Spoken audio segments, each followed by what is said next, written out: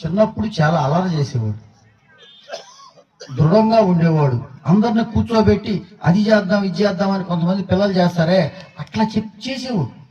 అట్లా చేస్తూ ఉండేవాడు. వాళ్ళ అల్లరిలో దీనిలో ఎవరన్నా వస్తే ఆయనకి ఎంత దానగుణం అంటే, ఒక అడుక్కులు తినే అతను వచ్చి అడుక్కు ఉనికిపోతా అడుక్కులు ఉంటుంటే, అరే సరిపడుతుందా నీకు అని చెప్పేసి వాళ్ళ నాన్న అప్పట్లోనే 100 ఖరీదైన కోటును తీసుకెళ్ళి అప్పుడే కప్పేస్తాడు.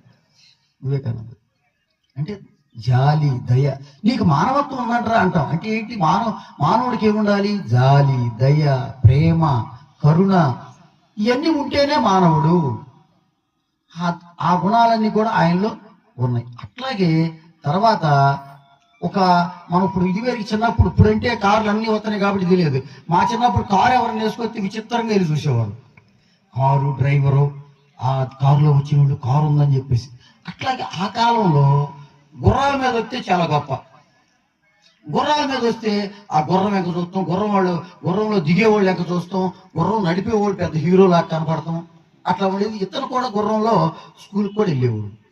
పిల్లలందరూ కూడా ఆ యొక్క గుర్రం నడిపే అతనికి ఆకర్షితులయ్యి, మరి మీరేమవుతారంటే టీచర్ అవుతాం, డాక్టర్ అవుతాం, ఇంజనీర్ అవుతాం అని ఎట్లా చెప్పారు. వివేకానందుడు వాళ్ళందరూ ఏదేదో చెప్తే నేను గుర్రం బండి నడిపేవాడిని అవుతానన్నారు. గుర్రం బండి నడిపేవాడిని అనగానే మిగతా వాళ్ళు నవ్వారంట. దీన్ని గుర్రం బండి నడిపేటప్పుడు అందరం విచిత్రంగా చూశాం కదా, పెద్ద హీరోలాగా బాగా టక్ టక్ టక్ టక్ అని నడుపుతున్నాడు కదా అని చెప్పేసి కొంచెం మానసికంగా ఇబ్బంది పడి, అమ్మా ఏంటి అట్లా ఉన్నావంటే, అమ్మా నేను ఇట్లా అన్నానమ్మా, స్కూల్లో ఇట్లా అడిగితే గుర్రం బండి నడిపేవాళ్ళ నడుపుతానంటే అందరూ నన్ను నవ్వారు, నేను ఫీల్ అయ్యానని చెప్తే, అంటే ఏం ఫీల్ అవ్వద్దు నాన్న, నువ్వు గుర్రబండి నడిపేవాడు అవ్వాలి. ఎట్లాంటి గుర్రబండి నడిపేవాడు అవ్వాలి? ఇదిగో ఇట్లాంటి గుర్రబండి నడిపేవాడు అవ్వాలి నువ్వు. ఎవరు? శ్రీకృష్ణ పరమాత్మ.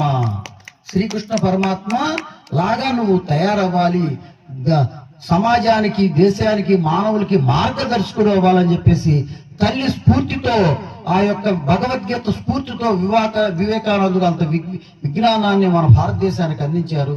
ఈ ఒక్క విషయం చెప్పి ధన్యవాదాలు. అందరికీ నమస్కారం.